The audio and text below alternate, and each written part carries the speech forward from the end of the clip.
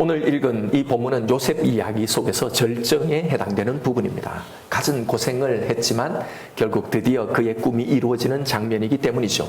사람들이 요셉을 좋아하는 것도 바로 이런 소망을 우리에게 주기 때문입니다. 그런데 과연 성경은 이 꿈을 이룬 성공신화의 주인공으로 요셉의 이야기를 우리에게 들려주고 있는 걸까?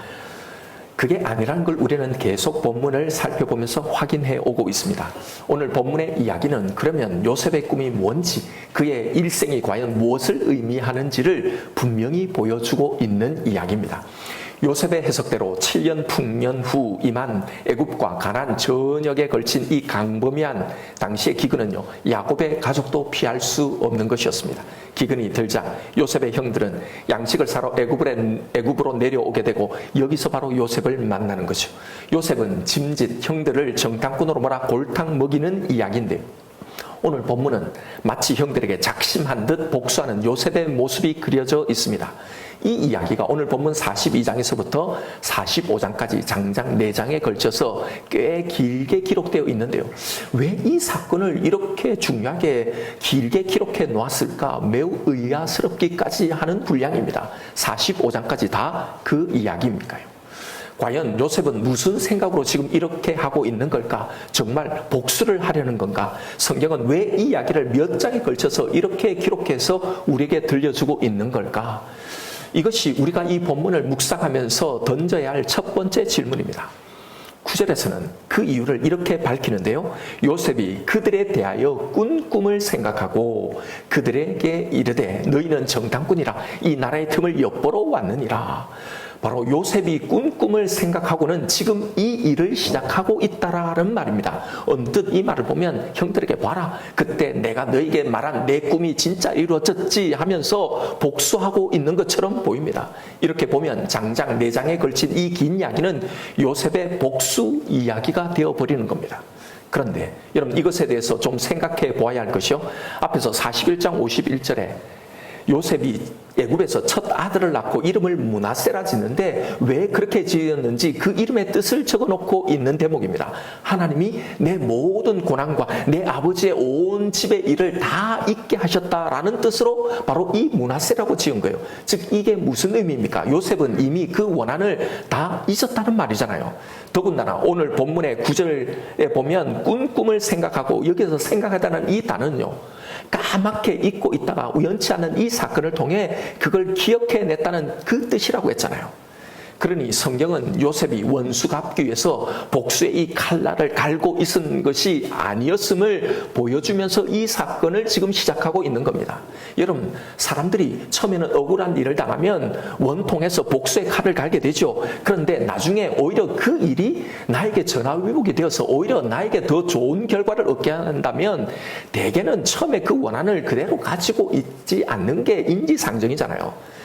바로 똑같은 상황입니다. 그래서 25절에 보면 요셉은 형들의 곡식 자루에 곡물을 가득 채우라고 명한 겁니다. 여기서 채우다라는 이 단어는요, 아주 더 이상 담을 수 없을 때까지 최대한 담는 바로 이 충만이라는 뜻을 담고 있는 단어입니다. 그리고 그것뿐만이 아니죠. 돌아갈 때 돈도 다시 넣어주는 겁니다. 심지어는 돌아갈 때 먹을 양식까지도 따로 챙겨주는 거예요. 여러분, 죽일 원수인데 이렇게 하겠냐 말입니다. 그러니 지금 원한 때문에 복수를 하기 위해서 지금 이런 일을 벌이고 있는 게 아니라는 거예요. 자, 그렇다면 도대체 꿈을 생각하고서 형들을 이렇게 골탕 먹이는 이 이유가 무엇일까 하는 겁니다. 오늘 본문을 해석하기 위해서는요, 먼저 요셉이 꾼 꿈을 생각하고 이 일을 한다고 했잖아요. 요셉이 꾼 이 꿈이 무엇을 의미하고 있는지를 살펴보아야 합니다. 이 꿈은 오늘 본문에서 형들과의 만남에서 성취되는 것처럼 보이죠. 6절에 보면 형들이 요셉 앞에 와서 땅에 엎드려 절하기 때문입니다. 그러나 여러분, 이 꿈은요, 단순히 요셉이 그들보다 더 높은 자리에 앉아 있기 때문에 형들에게 절을 받는 것, 그것을 의미하는 게 아니었습니다. 만약 그 꿈이 그거였다면 지금 절하고 있는 이 그 자리에서 자신을 밝히고 봐라, 내 꿈이 이루어지지 않았냐, 자신의 꿈 이야기를 하면 됩니다. 그런데 그렇지 않아요. 오히려 이 꿈을 생각하고는 일부러 모르는 채 하면서 벌이는 일이 무엇인가 하면 형들을 정탐꾼으로 몰아가는 겁니다. 이건 여러분 이 꿈이 그저 형들이 자신에게 절하는 것, 단순히 이것 이상의 뭔가 다른 의미가 있다는 걸 암시하는 대목이죠. 여러분 이걸 아십니까? 요셉의 이 꿈은요, 요셉 당대, 요셉 자신에게 완전히 성취되지 못했다는 사실을요, 우리는 요셉의 이야기를 읽으면서 정작 이 중요한 사실을 잘 보지 못합니다. 여러분 한번 잘 생각해 보십시오. 요셉은 두 가지 꿈을 꾸죠. 첫 번째 꿈은 곡식 11단이 자기에게 절하는 겁니다. 이 첫 번째 꿈은 뒤에 43장에서 결국 베냐민이 애굽에 오게 되면서 그들이 다 함께 절하면서 성취됩니다. 그런데 두 번째 꿈인 해와 달이 절하는 이 두 번째 꿈은 미완에 그치죠. 왜냐하면 그의 부모가 요셉에게 절하지는 않기 때문입니다. 그리고는 이 꿈은 오히려 다른 이에게로 전이되고 전달되어집니다. 자, 바로 이 대목이 중요한 거예요. 성취되지 못한 이 꿈이 다른 이에게 전달되고 있다는 게 이게 뭘 의미합니까? 정작 이 꿈을 완전히 실현할 진짜 주인공이 따로 있다는 말입니다. 49장에 가보면 49장 8절입니다. 여기에 야곱이 유다에 대해서 한 예언이 나오는데요.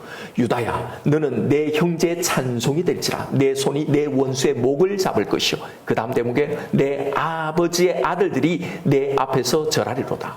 자, 이건 정확하게 요셉이 꿈을 꾼 내용이잖아요. 이 요셉의 꿈과 동일한 것이 지금 유다에게 예언되어지고 있는 겁니다. 즉 요셉의 꿈이 유다에게로 전이되고 있다는 말이죠. 그리고 이어서 10절에는 이렇게 절하는 이 꿈의 실체가 뭔지, 이 예언의 실체가 뭔지를 더 분명하게 말해줍니다. 10절에 규가 유다를 떠나지 아니하며 통치자의 지팡이가 그 발 사이에서 떠나지 아니하기를 실로가 오시기까지 이르리니 그에게 모든 백성이 복종하리로다. 자, 여기에 모든 백성이 그에게 복종한다, 즉 절한다라는 예언입니다. 이 예언이 누구에 관한 예언입니까? 바로 메시아의 예언입니다. 결국 요셉의 이 꿈은 무엇으로 누구에게로 연결되어진다는 겁니까? 바로 예수 그리스도와 그를 통한 하나님의 이 구원 계획, 이것으로 이어지고 있다는 거예요. 그러니까 이 꿈의 실체로 지금 이 꿈이 누구를 겨냥하고 있는 꿈이라는 거예요. 바로 예수 그리스도란 말이에요. 그래서 예수님에 의해서 성취될 것이기에 요셉에게 미완으로 끝나고 있는 겁니다. 그런 차원에서 요셉이 그려내고 있는 인물이 있다는 거예요. 그게 바로 예수 그리스도라는 거예요. 예수님이 직접 말씀하셨잖아요. 성경의 모든 것이 내게 대해서 증언하는 것이라고. 그러므로 여러분, 우리는 구약의 모든 사건들을요, 예수 그리스도를 증거하는 이 구속사적인 메시지, 그 예표적인 사건으로 해석해야 하는 겁니다. 그냥 단순히 하나님을 잘 믿어서 이런 복을 받았더라, 이런 능력을 체험했더라 하는 이 간정 정도의 이야기가 아니라, 그래서 우리도 이렇게 해서 기도 응답을 받고 복을 받자라는 이런 정도의 이해로 성경을 읽으면 안 된다는 거예요. 성경은 우리 구원에 관한 이야기란 말입니다. 그 구원의 실체인 예수 그리스도에 대한 이야기인 거예요. 모든 이야기들이요. 자, 이런 차원에서 다시 곰곰이 요셉의 이 이야기를 살펴보면 곳곳에서 예수님의 그 사역, 이것을 예표해 놓고 있다는 걸 우리는 발견하게 됩니다. 요셉이 아버지의 보내심을 받고 그 말에 순종해서 형제들에게 나가잖아요. 이 대목도 그렇고, 그렇게 형제들에게 왔는데 고난당하는 겁니다. 또 죽이려고 한 거예요. 은 20에 그를 판 대목이 그런 겁니다. 자, 형들이 왜 요셉을 죽이려고 했나요? 그들의 잘못을 지적했기 때문에, 아버지에게 알렸기 때문이죠. 이건 고자질을 말하는 게 아닙니다. 요셉은 형들의 죄인됨을 지적한 거예요. 그것 때문에 죽이려고 한 겁니다. 유대인들이 예수님을 왜 죽이려고 한 겁니까? 똑같은 이유예요. 자신들은 의리라고 선민이라고 생각했는데 자신들의 죄인됨을 지적했기 때문이에요. 그리고 여기서 엎드려 절하다는 이게 뭘 의미합니까? 자신을 다스리는 자, 곧 자신의 왕이 된다는 의미죠. 형들은 바로 이 꿈을 시기해서 요셉을 죽이려고 했던 거예요. 그런데 유대인들도요, 바로 자신들의 이 메시아 왕으로 오신 이 예수님을 시기하고 인정하지 하고 싶지 않아서 죽이려고 했던 거잖아요.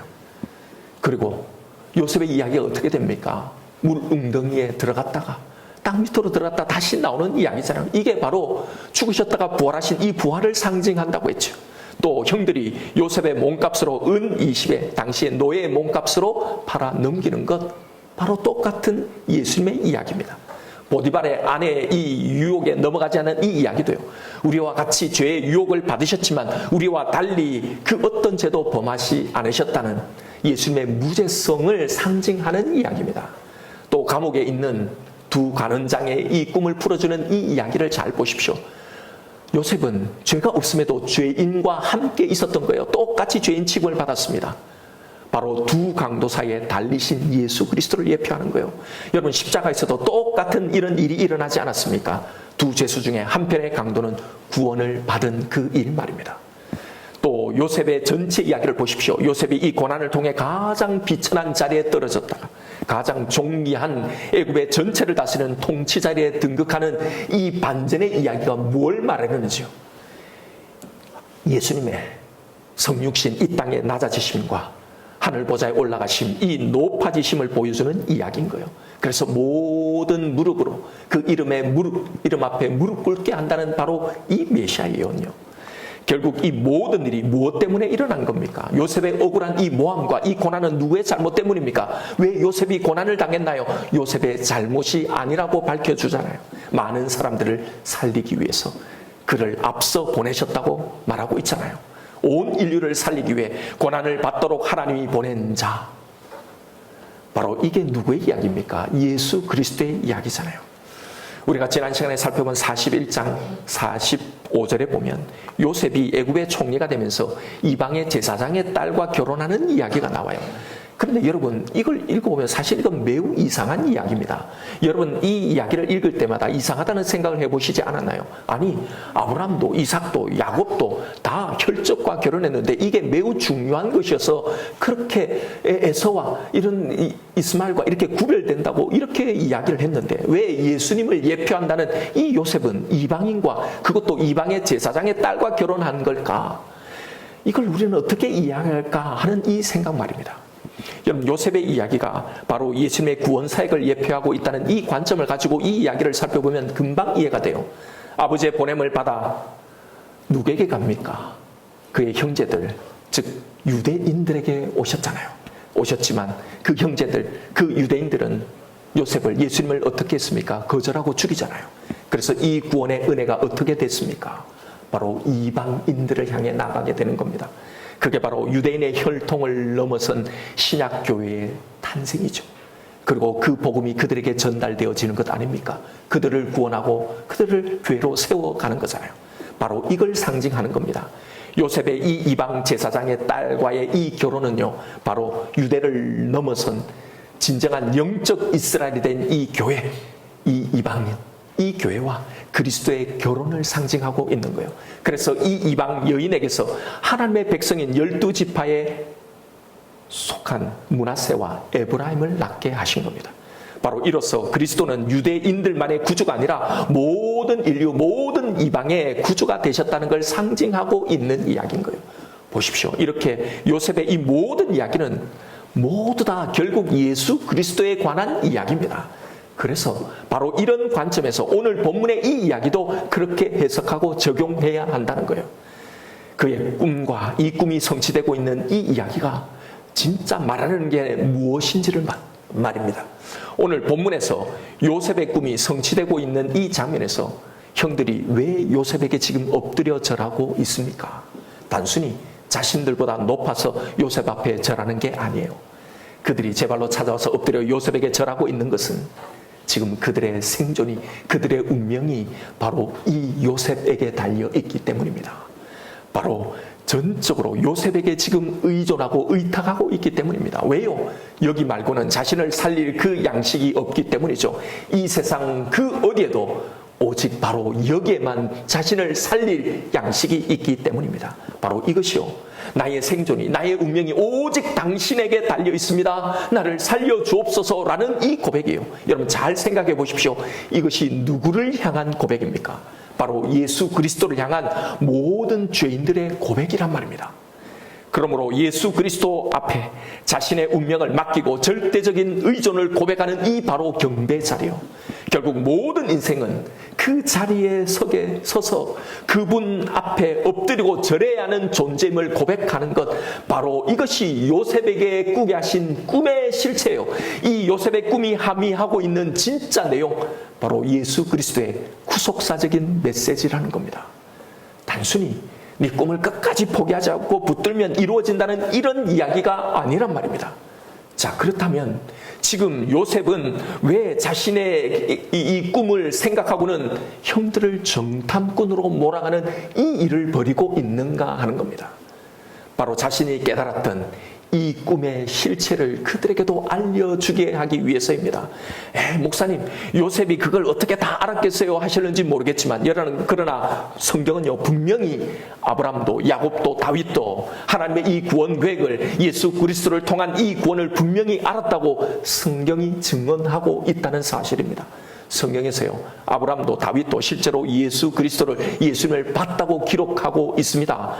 예수님은요, 요한복음에서 하나님이 나의 때 볼 것을 고대하다가 보고 즐거워하였느니라 라고 말씀하셨어요. 다윗은 시편 110편에서 여호와께서, 우리에게 잘 아는 그 유명한 말을 하잖아요. 여호와께서 내 주에게 말씀하시기를 내가 네 원수로 내 발등상 되게 하기까지 너는 내 우편 보좌에 앉아 있으라 라는 말씀을 들었다고 다윗이 시편에 고백하고 있잖아요. 여러분, 이게 무슨 말입니까? 여호와께서 내 주께, 이게 뭐예요? 하나님이 예수님에게 하신 이 말씀을 들었다는 거잖아요. 그것처럼 요셉도 말씀이 단련했다라고 한 겁니다. 그럼 요셉이 이 말씀을 통해 깨달았던 것이 무엇이었습니까? 바로 자신이 겪었던 고난의 이유예요. 그것은 억울함이 아니라 생명을 구원하기 위한 하나님의 계획이었다는 사실입니다. 형들만을 원망했는데 그것이 아니구나, 그 속에 하나님의 뜻이 있었구나를 깨달은 거예요. 그래서 이 모든 일을 다 겪고 깨달은 이 사실을 결국은 자신 앞에 나와서 최종적으로 엎드리고 절하고 있는 그 형들에게 말해주는 겁니다. 45장 5절입니다. 자신 앞에 나와서 절하는 형들에게 요셉이 지금 하고 있는 말이에요. 당신들이 나를 이곳에 팔았다고 해서 근심하지 마소서, 한탄하지 마소서. 하나님이 생명을 구원하시려고 나를 당신들보다 먼저 보내셨나이다. 7절에 하나님이 큰 구원으로 당신들의 생명을 보존하고 당신들의 후손을 세상에 두시려고 나를 당신들보다 먼저 보내셨나니 그런즉 나를 이리로 보낸 이는 당신들이 아니요 하나님이시라. 잘 보십시오. 무슨 말을 하고 있는지. 당신들의 죄로 인해 근심하지 말라고 하는 겁니다. 한탄하지 말라고, 자책하지 말라고 말해주고 있는 겁니다. 여러분, 이게 무엇입니까? 지금 요셉이 하고 있는 이것이 무엇입니까? 바로 자신의 죄로 인해서 두려워 떨고 있는 이 형들에게 바로 사죄의 이 선언을 하고 있는 거란 말입니다. 그러면 왜 요셉은 처음부터 이 이야기를 하지, 왜 이렇게 진탕 골탕을 먹여놓고 그 다음에 이 이야기를 들려줄까 하는 거예요. 바로 이것이 45장까지 형제들을 스파이로 몰아가며 버리고 있는 이 이야기가 전달하려고 하는 진짜 핵심의 내용입니다. 요셉은 이 진리를 그냥 형들에게 주지 않습니다. 왜 그럴까요? 니들도 한번 당해봐라고, 고생 진탕하면서 한번 그걸 느껴보라고 그러는 겁니까? 아니에요. 그건 이 진리를 깨닫고 이 은혜를 참으로 누리게 하기 위해서, 이게 진짜 은혜가 되게 하기 위해서 반드시 거쳐야 하는 과정이 있기 때문입니다. 그게 뭐냐?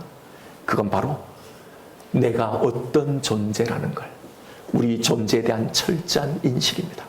여러분, 바로 이게 있어야 합니다. 이것이 반드시 선행되어야 합니다. 이건 성경 전체 내용을 요약하는 대목이에요. 성경에서 그 반이 뭡니까? 하나님의 선민, 하나님의 선택을 받은 그 이스라엘 백성들의 그 실체를 고발하고 보여주는 이야기잖아요. 그 후에 메시아의 선언이 선언되지 않습니까? 여러분, 형들은 정탐꾼으로 몰리는 이 과정을 통해 무엇을 깨달았을까요? 까맣게 잊고 있었던 자신의 죄악들을 깨닫게 된 겁니다. 우리가 그때 동생을 죽이려고 했던 살인자였구나. 우리가 동생을 애굽에 팔아서 내가 이런 벌을 받는구나. 여러분, 오늘 본문 21절을 보십시오. 그들이 서로 말하되 우리가 아우의 일로 말미암아 범죄하였도다. 그가 우리에게 애걸할 때 그 마음의 괴로움을 보고도 듣지 아니하였으므로 이 괴로움이 우리에게 임하도다. 루벤이 그들에게 대답하여 이르되 내가 너희에게 그 아이에 대하여 죄를 짓지 말라 하지 아니하였더냐. 그래도 너희가 듣지 아니하였느니라. 그러므로 그의 핏값을 치르게 되었도다. 44장 16절에는요, 하나님께서 우리의 죄악을 찾아내셨다고 고백하는 거예요. 유다가 말하되 우리가 내 주께 무슨 말을 하리까? 무슨 설명을 하오리까? 우리가 어떻게 우리의 정직함을 나타내리까? 하나님이 종들의 죄악을 찾아내셨는데, 바로 이거예요. 자신들이 이런 위기의 상황을 만나게 되니까 까맣게 잊고 살아갔던 과거에 자신이 저질렀던 그 범죄를 기억하게 되었던 거예요. 여러분, 그동안은 자신들은 그래도 꽤 괜찮은 사람이라고 생각하고 살았을 거예요. 그럴듯 포장하며 잘 살아왔는데 실상은 내가 살인자였구나, 나의 진짜 모습을 직면하게 되는 겁니다. 요셉이 의도했던 게 바로 이거예요. 바로 이것 때문에 45장까지 지금 이런 일을 벌이고 있는 겁니다. 바로 그때 형제들이 여기에 도달하게 됐을 때, 바로 그때 자신들의 범죄 아래서 무너져 있는 이 형제들에게 바로 그제서야 사제에서는 구원이 임하게 되는 겁니다.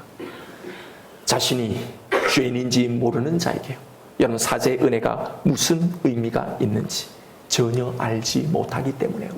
바로 그때에 그 상황에서 이 복음이, 이 사제의 은혜가 선언되어지는 겁니다.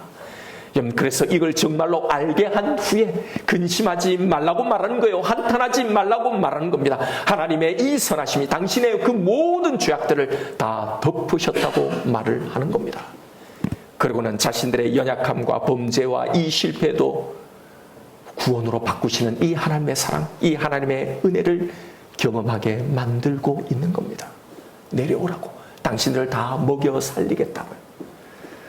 내가 이렇게 말도 안 되는 존재인데 나를 죽이셔도, 지금 당장 죽이셔도, 나를 어떻게 대우하셔도 아무 할 말이 없는 존재인데 하나님은 그런 나를 사랑하셨구나, 그런 우리를 용서하셨구나, 우리들은 동생을 죽이려고 한 살인자였는데 하나님이 그런 우리를 살리시려고 이 모든 것을 준비해 놓으셨구나 라는 이걸 말입니다. 바로 이걸 깨닫게 하려고 요셉은 형들의 죄를 기억나게 한 겁니다. 그리고 그것을 먼저 철저하게 보고 느끼게 하는 겁니다. 아, 사실은 내가 이런 존재였구나 하는 이 사실을 말이죠. 여러분, 이건 하나님을 믿는 것, 예수를 믿는 것, 우리의 신앙생활에 있어서 이 복음을 누리는 데 있어서 매우 중요한 일인 겁니다. 여러분, 예수를 믿는다는 건 그저 하나님이 나에게 주신 이 은혜로 이 땅에서 잘 먹고 잘 살고 모든 기도의 응답을 받고 하나님의 이 전능하신 능력을 누리며 살다가 천국 가는 것, 이게 아닙니다. 여러분, 요셉은 왜 형들에게 이렇게 합니까? 복음의 능력은 아무에게나 나타나는 것이 아니기 때문입니다. 바로 이런 자들에게, 어떤 자들에게요? 자신이 어떤 존재인지를 철저하게 인식하는 자들, 그래서 오직 하나님의 이 긍휼하심만을 바라보는 이 자들에게 복음은 능력으로 역사하기 때문입니다. 이것이 복음이 능력으로 작용하는 원리입니다. 복음이 작동하기 위해서 먼저 내 의가 완전히 무너져야 하기 때문입니다. 내가 어떤 존재인지가 철저하게 적나라하게 드러나고 이것이 내 진심으로 인정되어야 하기 때문입니다. 반대로 이것이 안 된 자에게 복음은 능력으로 작동하지 못한다는 겁니다. 우리에게 복음이 내 모든 것을 해결할 능력으로 작동하지 못하는 진짜 이유가요, 다른 게 아니라 바로 여기에 있는 겁니다. 바로 이 문제예요. 오늘 본문은 이 이야기를 우리에게 해주고 있는 겁니다. 그래서 여러분, 예수님이 이 땅에 오셔서 하신 첫 번째 작업이 뭐예요? 의인의식에 쩔어있는 이 유대인들, 이 선민들, 너희들이 저 세리와 상기와 다를 바 없는 그 죄인이라는 걸 지적하신 거예요. 그래서 병든 자라야 의사가 필요하다고 하신 겁니다. 왜요? 자신이 병든 것을 알지 못하는 자는요, 아무리 의사가 좋은 약을 가져와도 그 필요성을 전혀 인식하지 못하기 때문입니다.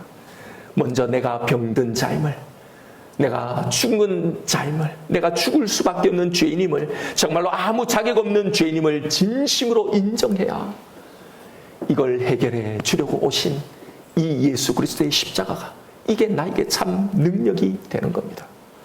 그런데 여러분, 교회 다니는 사람 치고 여러분 중에 내가 죄인됨을 인정하지 않는 사람은 아무도 없겠죠.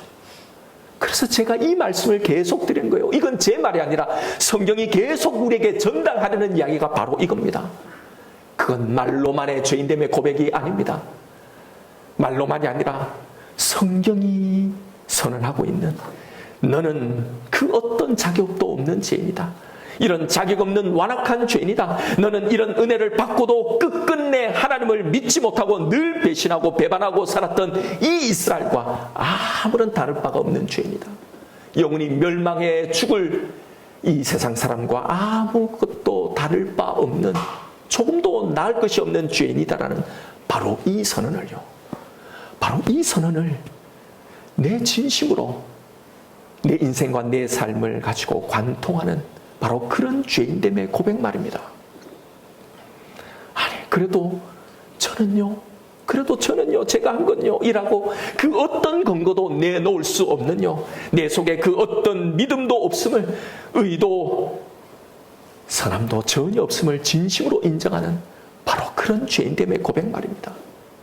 그래서요, 결국 우리가 해야 될 인정이 뭡니까? 그래서 하나님 저를 어떻게 다루셔도 저는 정말 아무것도 할 말이 없는, 아무것도 주장할 수 없는 죄인입니다. 하나님 나에게 아무것 주시지 않아도 지금 나를 당장 죽이셔도, 이 문제에 나를 끝장내셔도 하나님, 나는 하나님께 그 어떤 것도 하나님은 부당하시다고 말할 자격이 없는 존재입니다라는 바로 이 고백 말입니다. 여러분, 우리의 죄인됨의 인정이 바로 여기에 도달해야 하는 겁니다. 내 신앙의 고백이, 내 믿음의 고백이 여기에 도달하지 못하면요, 내가 받은 이 구원, 내게 주신 이 은혜는요, 사실은 아무것도 아니게 된 거예요. 내게 겪는 그 어떤 문제도, 그 조그만 것조차도, 내게 있는 그 조그만 염려조차도 해결하지 못하는 그런 것이 되어버리고 마는 겁니다. 그 은혜는 결코 최고의 것이 되지 못하는 겁니다.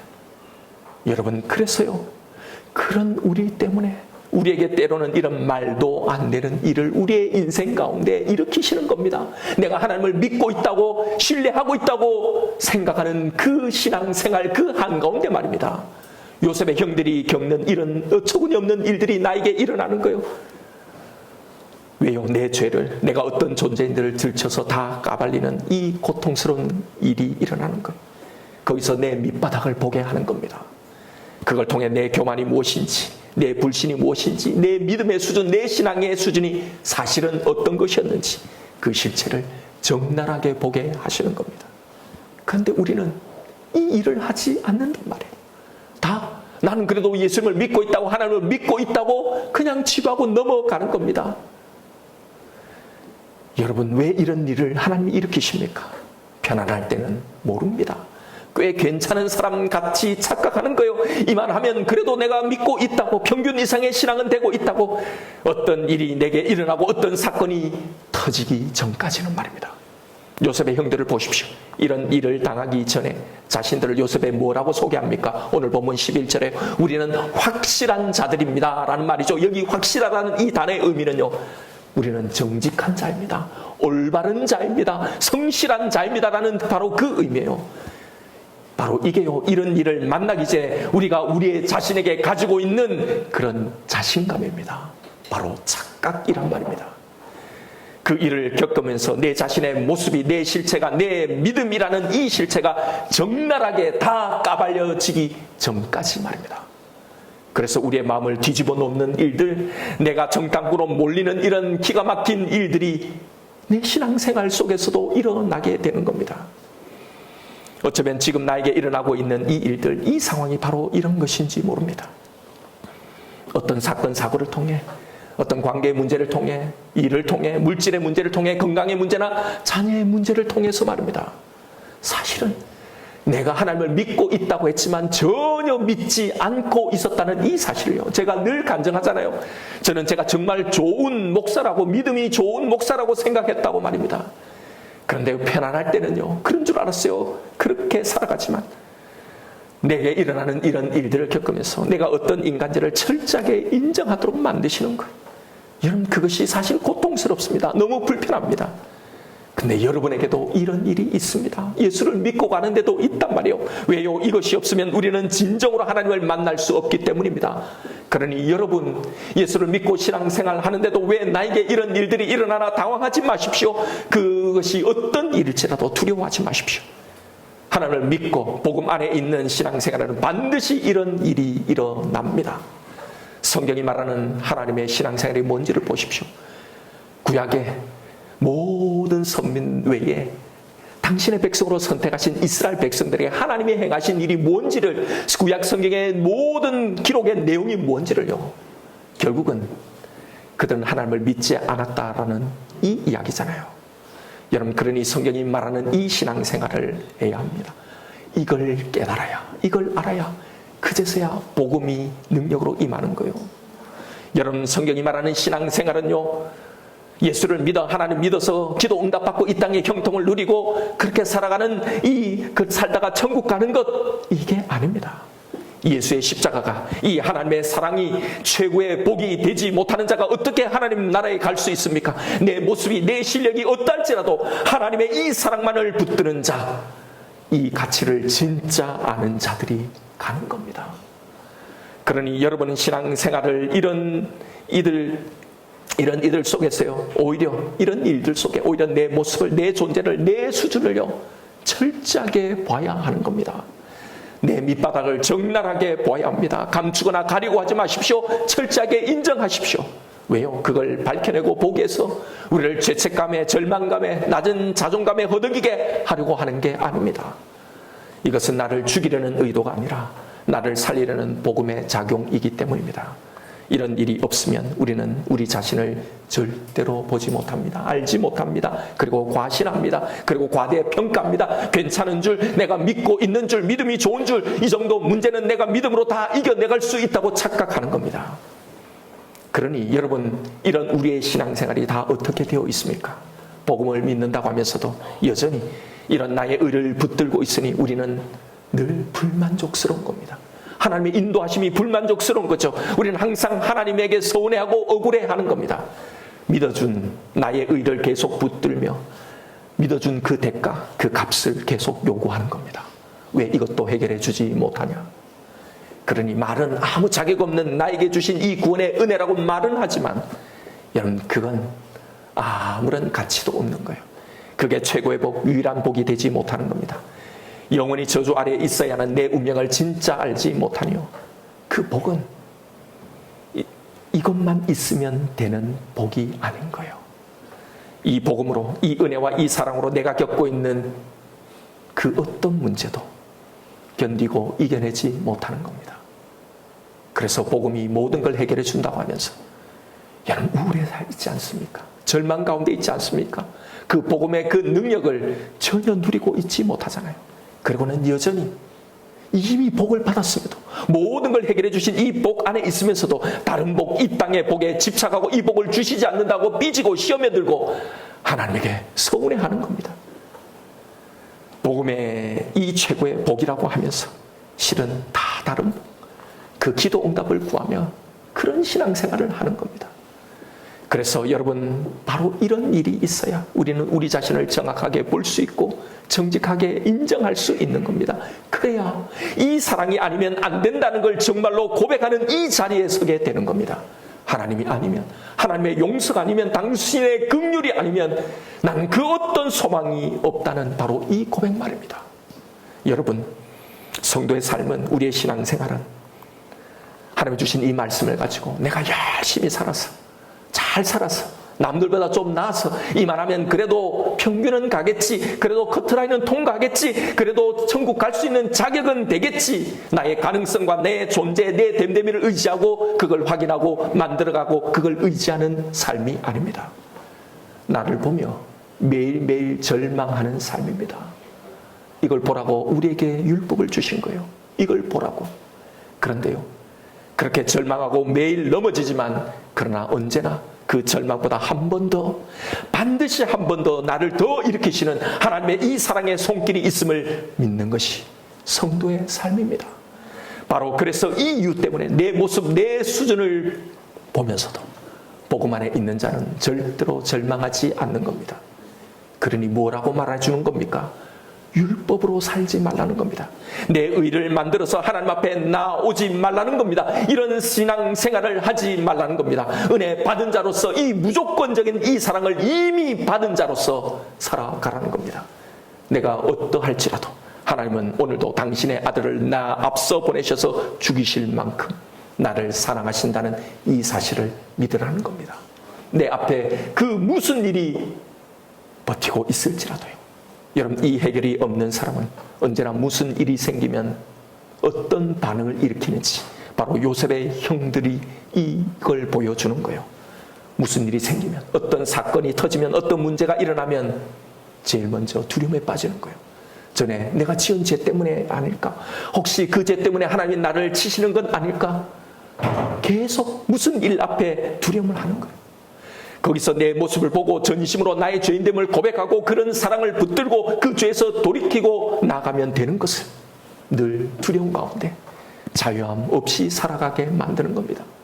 전혀 예수의 복음을 누리며 살지 못하게 만든단 말입니다. 이게 바로 복음 안에서 하나님의 용서 안에서 내 모든 죄 문제를 진정으로 해결받지 못한 신자들이 여전히 복음이 아닌 율법으로 신앙생활하고 있는 모습이란 말입니다.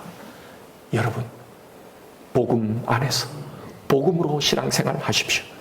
우리가 해야 할 일은 그분 앞에 엎드리기만 하면 됩니다. 내가 내 생존을 위해서 내가 먹을 양식을 직접 준비하는 게 아닙니다. 바로 그래서 그것을 위해서 요셉을 그들보다 먼저 보내시고 우리보다 앞서 예수 그리스도를 우리 앞에 보내셨다고 말하는 거잖아요. 그 모든 죄의 문제를 해결하기 위해서요. 여러분, 지금 내게 주어진 바로 이 문제, 내가 겪고 있는 이 상황을 가지고 다른 일이 아니라, 다른 기도가 아니라 바로 이 일을 하십시오. 염려하지 마십시오. 염려하지 말고 지금 내가 만나고 있는 이런 일들, 이 문제 속에서 나를 보는 이 작업을 하십시오. 그리고 그런 나를 용서하신 그 사랑을 깨달으십시오. 그 사랑에 전적으로 의탁하는 이 일을 하십시오.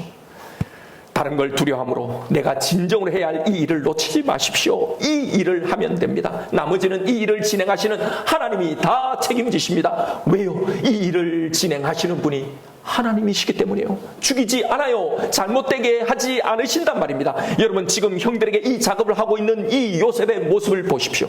그들에게 고통스러운 환경, 이 시간을 허락하지만 그건 그들을 살리려는 섬세한 배려의 작업이잖아요. 그 기간 동안 죽지 않도록 먹을 양식도 다 챙겨줍니다. 그리고 돈도 다시 그 자리에 다 채워 넣어줍니다. 그리고 가면서 먹을 이 양식까지 차고 넘치도록 채워서 보내주고 있잖아요.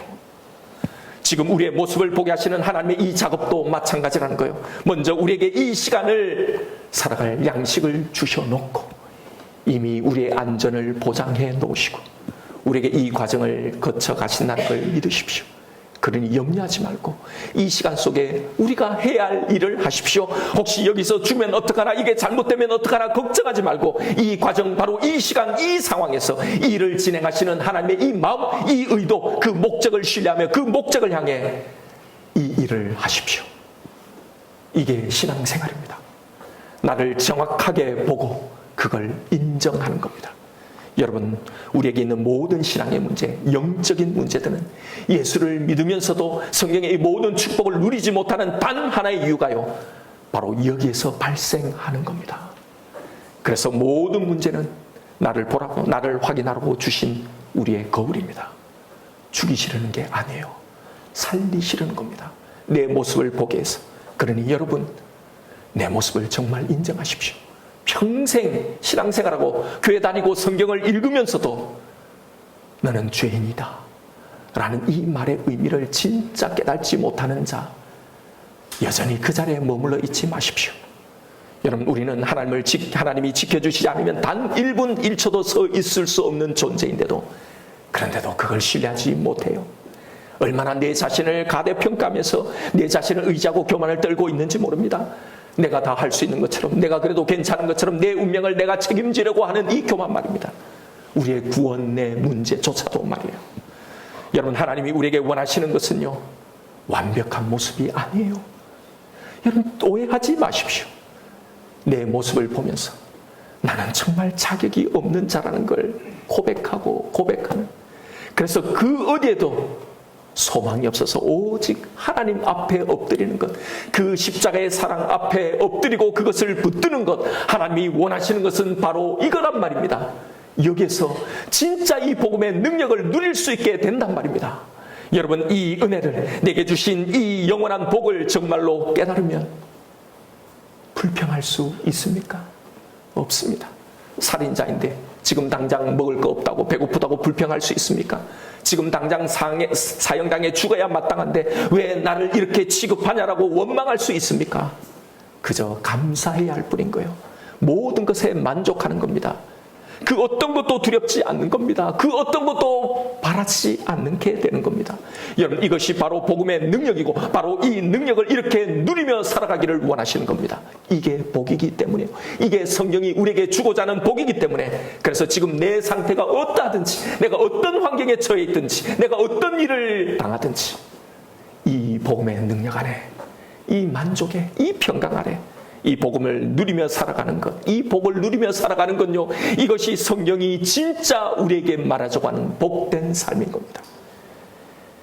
여전히 만족과 감사 대신에 원망이 나오고 불평이 생기는 것은요, 내가 어떤 존재인지를 보지 못하기 때문입니다.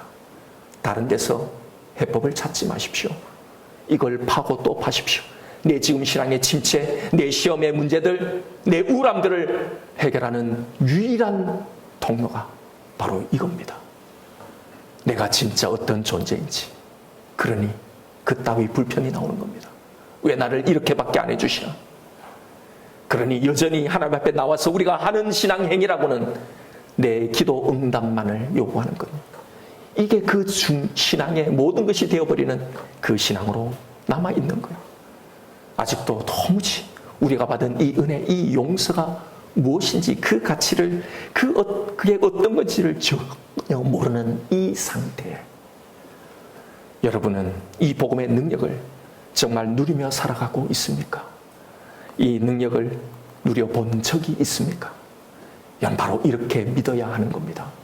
성경이 우리에게 제시하는 이 길을 걸어가야 하는 겁니다. 이게 신앙생활인 겁니다. 이게 하나님이 우리에게 주시고자 하는 복인 겁니다. 그러니 신앙생활을 성경이 알려주는 그런 신앙으로 하십시다. 감사가 사라지고 서운함과 우울함과 불만족스러운 마음이 들 때마다 내가 어떤 존재인지, 그런 내가 받아야 할 그 운명의 상태가 어떤 것인지를 생각하는 이 일을 하십시다.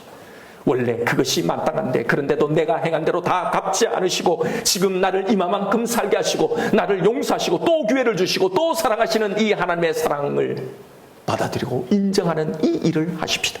그래서 늘 그 사랑 앞에 엎드리십시다. 그 사랑만을 붙드는 이 일을 하십시다. 우리의 유일한 소망이 이게 되게 하십시다. 우리의 유일한 능력이 이게 되게 하십시다. 그 자리에서 지금의 이 문제, 내 전 운명을 의탁하십시오. 내 구원의 문제이든 내 삶의 문제이든요, 이 놀라운 사랑, 이 복음의 능력, 이 은혜를 정말 누리며 살아가는 신앙생활을 하십시다. 여러분, 이것이 예수 믿는 자가 반드시요, 예외 없이, 그 어떤 사람도 예외 없이 예수 믿는 자가 반드시 누려야 할 복인 겁니다. 우리의 신앙이 반드시 여기까지 와야 하는 겁니다. 여러분, 이제부터는 그 복을 머리로만, 성경에 나오는 이야기로만, 남의 간증으로만 듣지 말고 그 복을 내가 직접 경험하고 누리며 살아가는 저와 여러분, 우리가 되기를 주님의 이름으로 축원드립니다. 이 시간 주신 말씀 붙들고 우리 함께 기도하십시다. 여러분, 지금 내게 일어나고 있는 그 모든 문제들을 보십시오.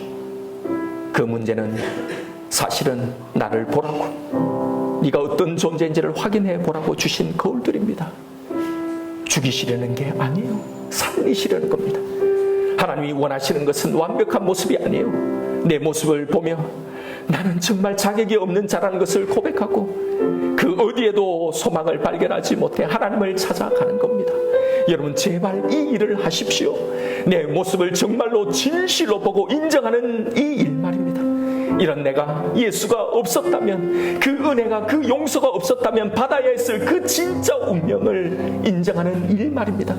그래서 나에게 지금 그 어떤 결과를 주셔도 나는 할 말이 없는 존재라는 것, 모든 것이 감사라는 것 진심으로 인정하는 이 일을 말입니다. 그래서 주님의 이 사랑 외에는 나를 살릴, 이 흉년에서 살아남을 양식이 주님 외에는 없습니다. 주님, 이 문제를, 내 생존을, 내 전생애를 전적으로 주님께 의탁합니다. 바로 이 절대 의존, 이 고백으로 주님 앞에 엎드리며 절을 해야 하는 거예요. 여러분, 이 일이 우리에게 일어나지 않으면, 여기에 우리의 신앙이 도달하지 않으면 결코 복음은 우리에게 능력으로, 모든 것을 이길 능력으로 작동되지 않아요. 그 복음의 능력, 우리가 받은 이 축복이 뭔지 결코 알 수도 누릴 수도 없는 겁니다. 그러니 성경이 말하는 제발 이 일을 하십시오. 기근 때문에 죽겠다고 이것부터 먼저 해결해 달라고 그러면 내가 믿겠다고 다른 것을 자꾸 구하는 이 신앙에서요, 여러분 바른 신앙의 방향을 향해 나아가십시오.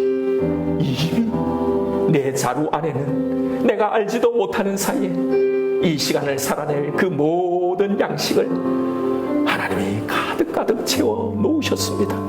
그러니 이 땅의 생존을 염려하지 말고 우리가 진짜 해야 할 이 신앙의 일을 하십시다. 복잡한 거 아닙니다. 어렵지 않아요. 내 인생과 내 삶이 복잡하고 어려운 건 내가 그렇게 만드는 겁니다. 하나님 한 분만을 그의 사랑을 믿지 않기 때문이에요. 이 시간 기도하십시다. 하나님, 정말로 이제 내 모습을 보겠습니다. 진짜로 성경의 선언을 관통하는 그런 죄인됨의 이 고백에 도달하겠습니다. 오직 이 사랑, 이 은혜만 있으면 되는 그 신앙의 자리, 그 믿음의 자리를 향해 이제 나아가겠습니다. 하나님, 이 사랑을, 이 능력을 이제는 내가 누리며 살아가게 하여 주옵소서. 이 시간 나에게 하신 말씀이 분명히 있을 겁니다. 우리 이 말씀 붙들고 하나님 앞에 기도하며 나아가십시다.